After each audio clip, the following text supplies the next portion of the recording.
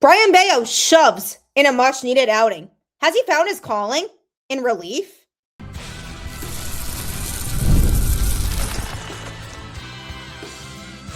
You are Locked On Red Sox, your daily Boston Red Sox podcast. Part of the Locked On Podcast Network, your team every day.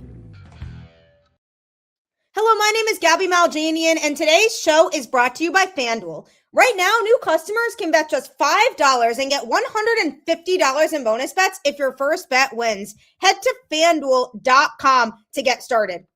On today's show, big starting pitcher being added back into the Red Sox rotation. How will everything shape out after that? Was there a brawl in the Tigers-Red Sox game? Or was it just Red Sox players defending their teammate? And Brayan Bello, was this a bounce back or a fluke? I am so excited about what I've seen from this Boston Red Sox team over the last 2 days. 2 big wins to secure a series victory in Detroit, going for the sweep later on today as the Red Sox grabbed a big win last night by a score of 10-3.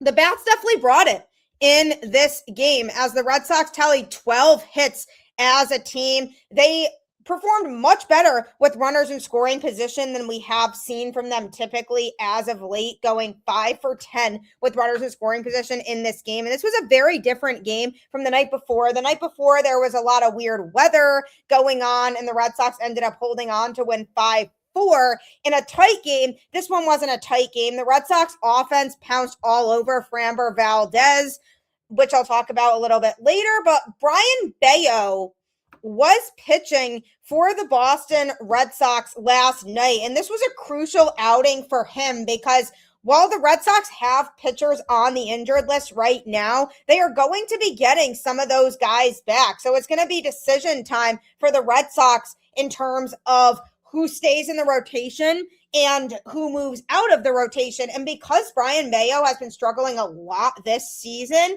it's a pretty logical choice to feel like he's going to be the guy that gets sent either to Worcester to work on things or get sent to the bullpen. But he came in and he absolutely shoved in last night's game. And huge credit to Chad Tracy because he actually came up with an idea to try to get Brayan Bello back on track. He came into this game with an ERA of 9.12. So Chad Tracy said, well, something's not working here. We might as well try something new. So he decided to use an opener and then bring in Brayan Bello in relief. So Giovanni Moran came in and pitched the first inning. Did not look great. Probably the worst outing we've seen from him all season. He gave up 3 hits and 2 earned runs with 2 walks and 3 strikeouts. He gave up a home run as part of what he gave up. He threw 38 pitches, 21 strikes, and his earned run average is now a 3.1. And Moran has been so dominant out of the Red Sox bullpen this season, but now we know that being an opener is probably not for him. But the bright side of that was that after that inning, things got back on track for the Red Sox because Brayan Bello came in and completely shoved 7 innings, 4 hits, 1 run, 1 walk, 7 strikeouts, 94 pitches, 66 strikes, and bumped his ERA down to a 7.44. That was a very impressive outing, and that was the version of Brayan Bello that we have been hoping to see for a long time. He was so pumped after this outing. Over 6 starts earlier this season, he just hadn't been able to figure it out. And whether this is a role that he stays in or not, this was a great night for him to be on the bump. And the innings thrown, 7, was a season high for him.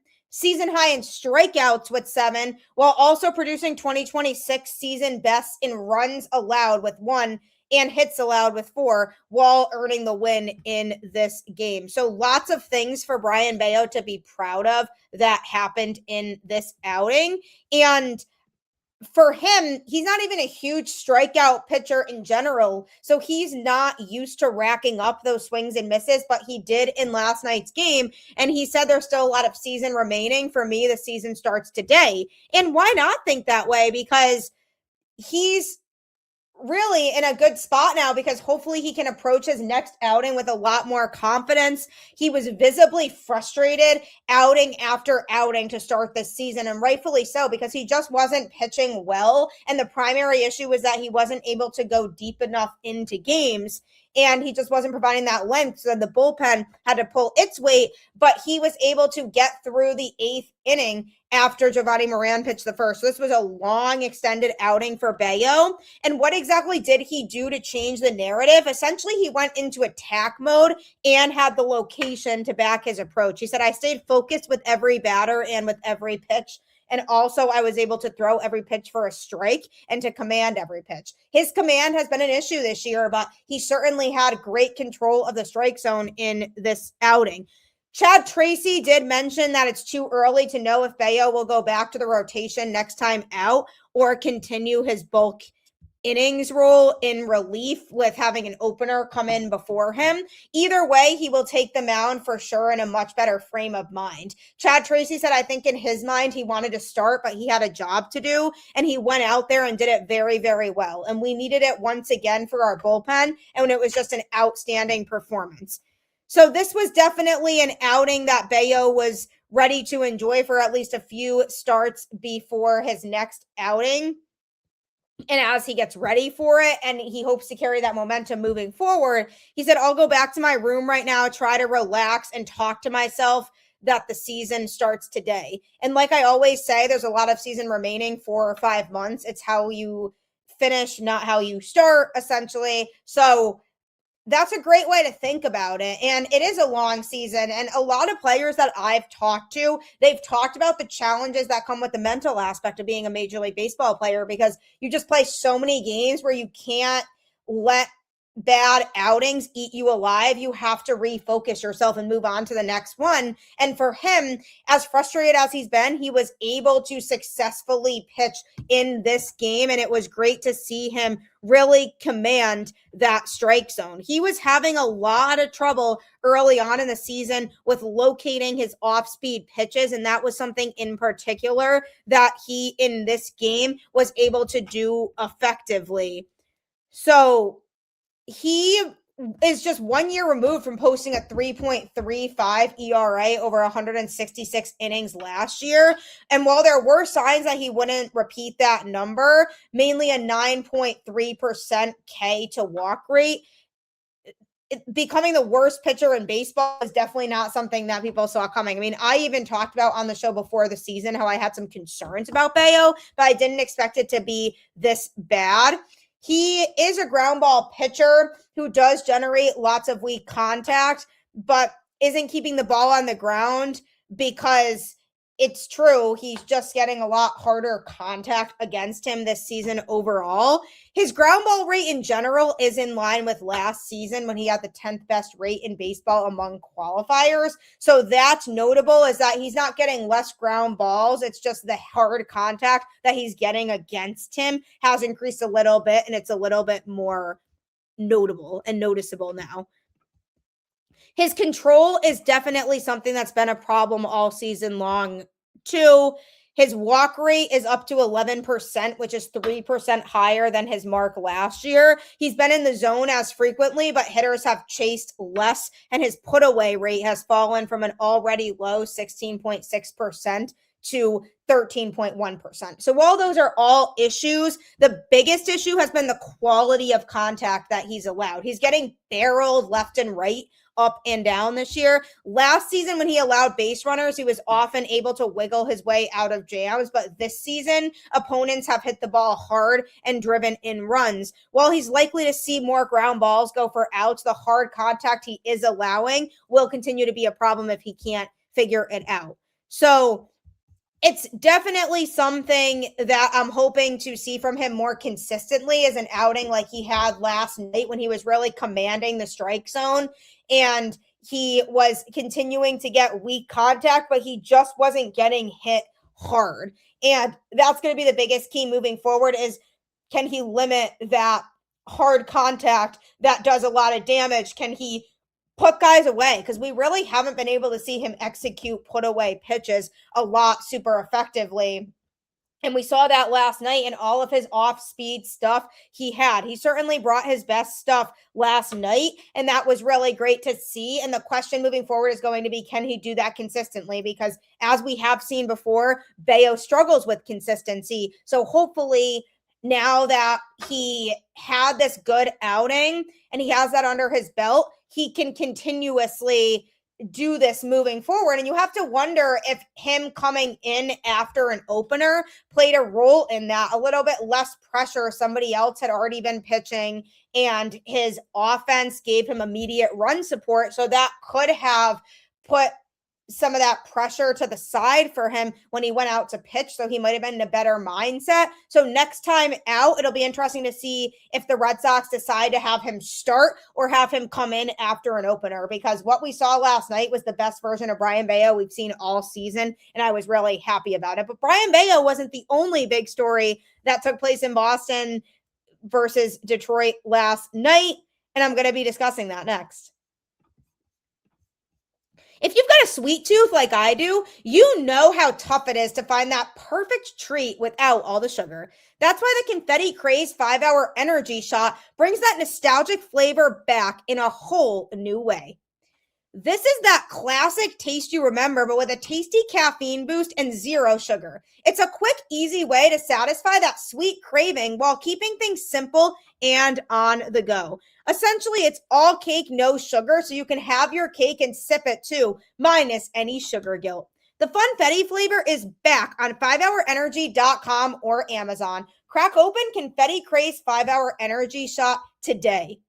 It's so addicting, but it's also healthier for you than actual sugar. So definitely invest in these 5-hour energy shots today, because you definitely will be happy that you did.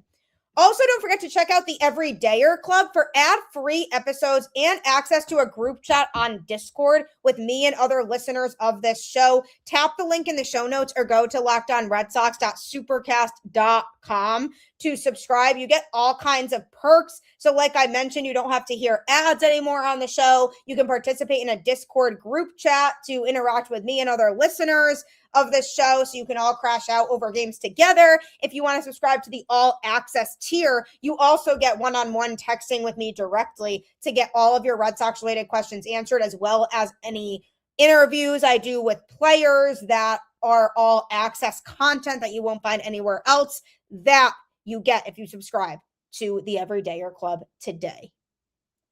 The Red Sox won in Detroit last night, and it was an exciting one. Not only did the Red Sox offense explode for 10 runs, but there was also a bases clearing, benches clearing, outfield clearing incident, you name it. Everybody was running out to the baseball field, and it was intense, and I loved every second of it, because truly, this is what makes baseball so entertaining, is when you see things like this that kind of change things up. So essentially what happened in this game was that Framber Valdez hit Trevor Story with a pitch, and then it got everybody out. So essentially Valdez threw a 94-mile-per-hour first pitch fastball, and it hit Trevor Story in the back. And everybody, including Story, got really mad. So everybody came out of the Red Sox dugout. Guys were coming out from the outfield, and it was just a huge scene. And then the Tigers left their dugout and came out too. And the Red Sox thought they hit him intentionally, but Valdez kept saying that it wasn't intentional. Chad Tracy said, yes, I do think so. When he was asked if he thought the pitch was intentional, he said, I thought it was weak, and I thought everybody saw it. Their side, our side, I think everybody saw it. It was weak. So the reason why a lot of people think that it was intentional is because Willson Contreras and Wilyer Abreu started off the fourth inning by hitting back-to-back no doubt home runs off of Valdez that plated Boston's 9th and 10th runs in the early part of the game. So Valdez was already getting rocked by the Red Sox. They were just stringing together hit after hit in this game, which was really nice to see. They were able to score guys that were on base, and so many guys in this lineup were hitting. Abreu had 3 hits in the game. Cedon had 3 hits. Caleb Durbin with 2 hits. Willson Contreras with the home run. Trevor Story with a hit. Monasterio with a hit. Wong with a hit. So many guys in the lineup were hitting. Jarren Duran and Isaiah Kiner-Falefa were the only guys in the lineup not to get at least 1 hit. So that was nice. But reality is Valdez was not too happy about that. So he was already angry, and both Wilyer and Contreras admired their home runs, with Contreras adding a demonstrative bat flip as his 449-foot blast went into the left field seats. So Valdez probably wasn't too happy about that. So then Story came up after those two. He stepped up to the plate and immediately took that fastball to the back. He said, "I was in there ready to hit, and it showed up way behind me off the numbers. I think we all know what's what. It's pretty indisputable." So he and Chad Tracy are obviously on the same page that it was on purpose.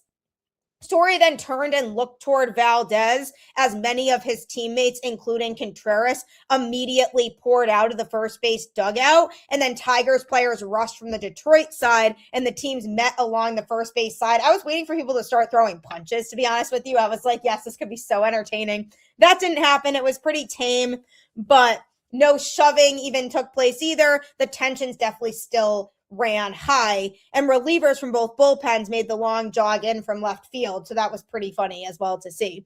Chad Tracy said they didn't hesitate. They were out there. Nothing escalated. They weren't happy about it, obviously, but they were there, which was important. And then Story said, "Those are my guys. It means a lot to me. Those guys were in this fight every day. We're like brothers, and we spend a lot of time together. It's always good to see them have your back like that."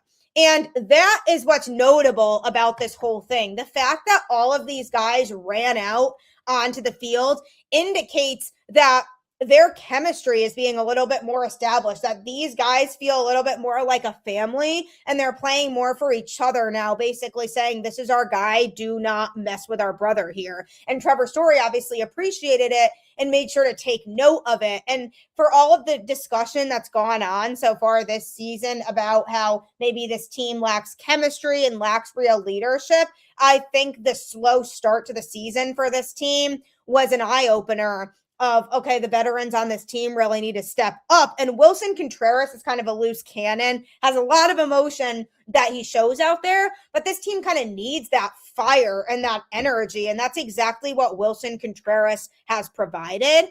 And he's just a guy who can continue to hype this team up. So he, of course, was right in the middle of all of this. But Trevor Story's quote is notable because if these guys are running out from the dugout onto the field to stand up for their guy, that's what you want out of a team. You want a team that's going to have each other's backs and is going to stick up for each other. And that's exactly what they were doing in this moment to Story. And it really indicates that maybe the chemistry with this team is stronger than people thought. And maybe these guys have each other's backs a little bit more than people thought. So it was really nice to see these guys all come together and stand up for Trevor Story. I definitely appreciated seeing that from all of them. So essentially, after all this took place, the crew chief, Dan Iasogna, ejected Valdez, who was tagged for 10 runs, just 7 of those being earned runs because his defense behind him was a little sloppy too.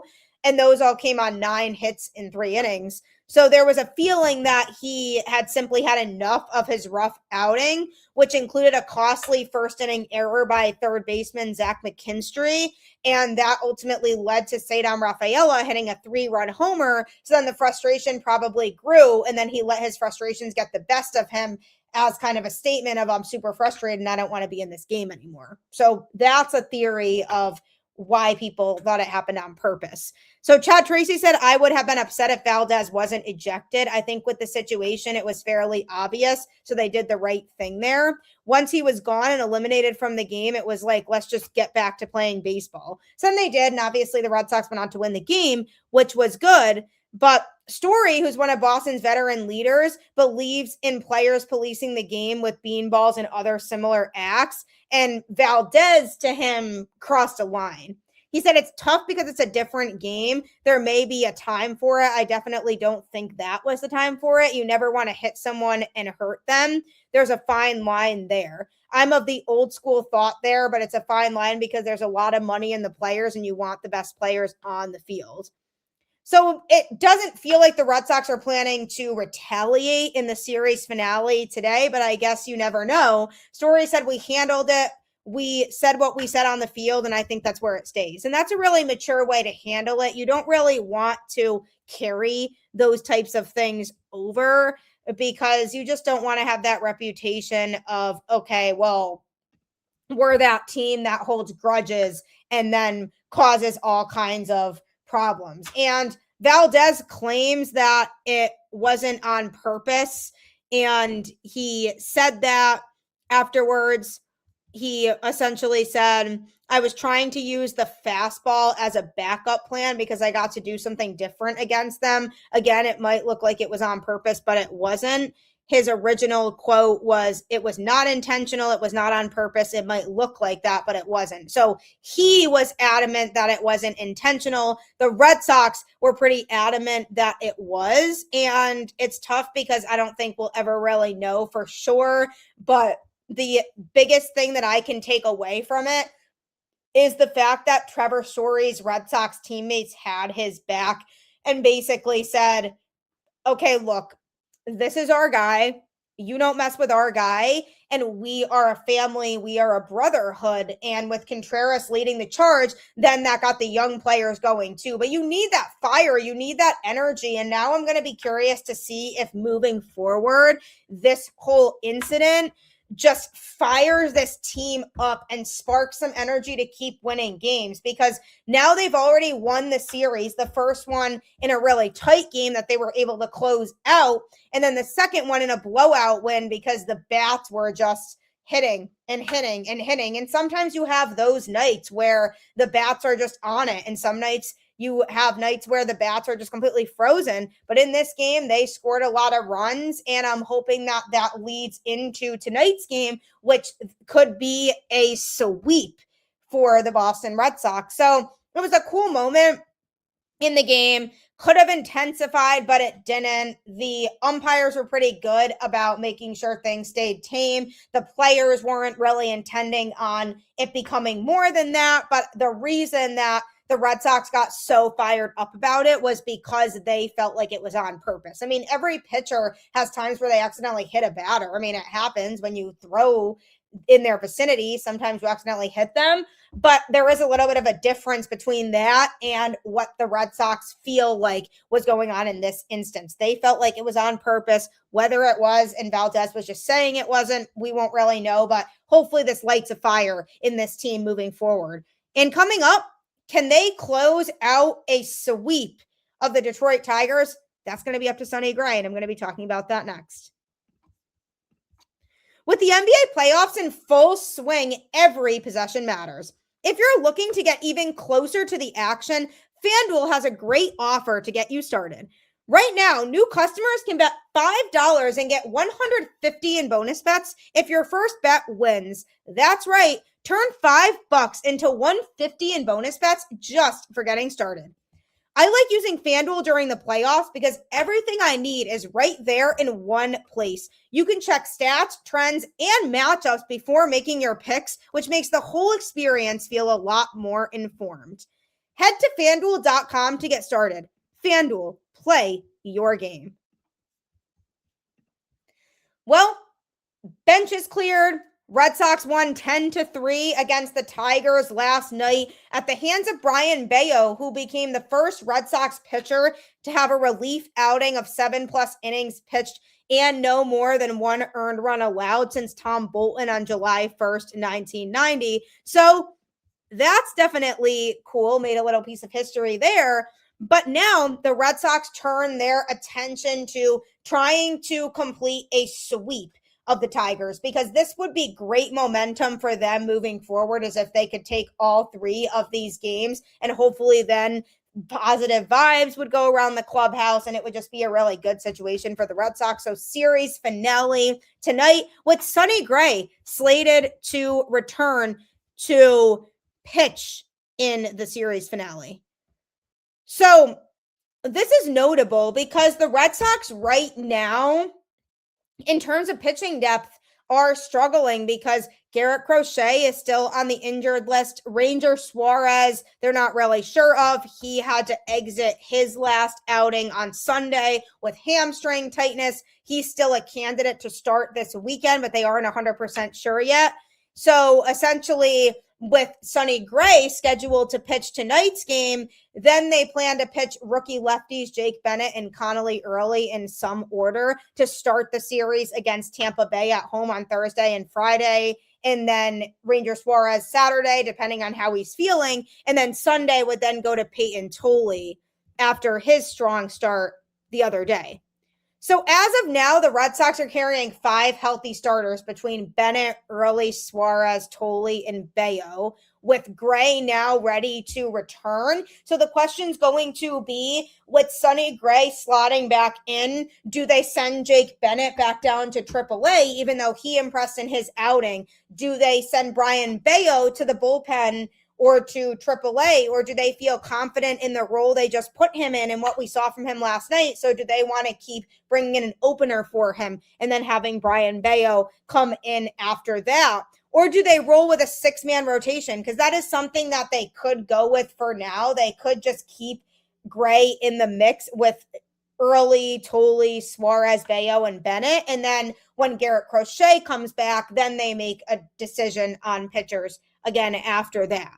So they seem to right now be leaning towards the 6-man rotation. I think it's because all of these other starters have impressed as of late. So they don't really want to can somebody when Sonny Gray comes back, because all of these guys have definitely earned a spot in this rotation. So it's a hard decision for them, but it's a good problem to have. So for now, I think they want to continue to give all these guys a chance. So the 6-man rotation may be what they plan to do for a little bit at least. So Gray's return, barring a late setback, will come after he spent the minimum 15 days on the injured list. He left his Marathon Monday start with hamstring tightness, but felt better in the days after that outing and came out of a 3-inning simulated game on Friday feeling well. Gray will return to the rotation without having made a rehab start, so the Red Sox will have to make a roster move before re-adding him back in, but the plan is for him to make his start, and as long as he's feeling okay, that would be the plan.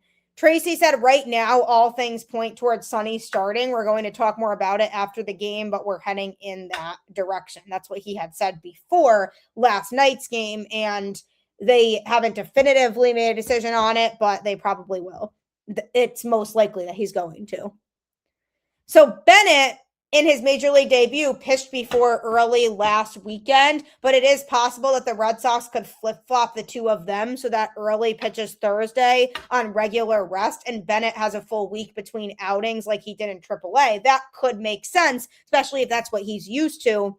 The Red Sox chose not to option Bennett back to the minors in the immediate aftermath of his debut Friday night, and that decision has definitely paid off because Chad Tracy said, with the things that have happened, obviously having our pitching depth here and guys lined up, that's a good thing for us to at least carry on right now until we have to make a decision on that one. So the Red Sox aren't in any rush to make a decision on these pitchers, but once Garrett Crochet comes back, they are going to have to make a decision because you can't have 7 starters in the rotation. If they want to continue with a 6-man rotation, then at that point, Bennett would probably go back down to AAA. If they want to cut it back down to 5, then they have to figure out another way to work Crochet back into the mix.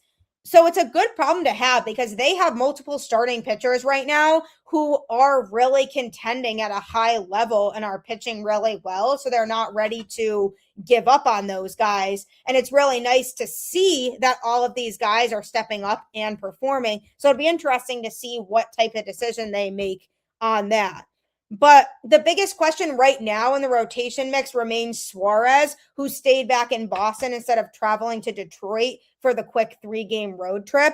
The Red Sox have avoided putting him on the IL so far, and if all goes well, he could be in line to pitch on an extra day of rest on Saturday at Fenway. And then Bello, after following Giovanni Moran last night, would also be available to pitch Saturday if need be. So when talking about Ranger Suarez, Chad Tracy said things are progressing. I think we're still optimistic because of where we're at and when he pitches. There's no need for us to have to make a decision on that. We'll just keep seeing how he progresses over the next couple days before we decide. So essentially, they're not making any imminent decisions now, but it will be interesting to see how Sonny Gray looks upon coming back because he's been a little up and down. He's had some really strong outings for this team, but he's also had some not so great outings so far. So I'm intrigued to see if he does pitch in the series finale tonight, how he pitches, and if he's able to be effective, because if he goes out there and he doesn't pitch well, then that'll be an interesting conversation again for the Red Sox to have about whether he might need more time to recover. Did they bring him back too soon? Or was it just a bad outing because he's getting himself reacclimated? So this is an important start for him because he needs to go out there and he needs to perform well in order for the Red Sox to feel confident in the idea of continuing to roll with that 6-man rotation for now and continue everything going as is. So hopefully Sonny Gray can give us a good start. We will find out soon enough. But thanks so much for tuning in to Locked On Red Sox as always, and thanks for making it your first listen of every single day. Make sure you continue to like, follow, subscribe on all podcast platforms so you get all of the latest episodes. Plus, if you never miss an episode, the Everydayer Club is built for you. Get Locked On Red Sox ad-free, plus members-only Discord access, and more. Head to LockedOnRedSox.supercast.com to join the club. Don't forget to also follow me on social media. I'm on Twitter at Gabby Maljanian and on Instagram at Gabby_Maljanian10. You can also follow the show on Twitter at LO_Red Sox. So make sure you follow me on those platforms as well. For those of you on video, I now send you to the first ever 24/7 National Locked On Podcast Network YouTube channel. On audio, for your second listen, go check out Locked On MLB. Thanks so much as always. Keep the faith, go Red Sox, and I'll catch you on the flip side.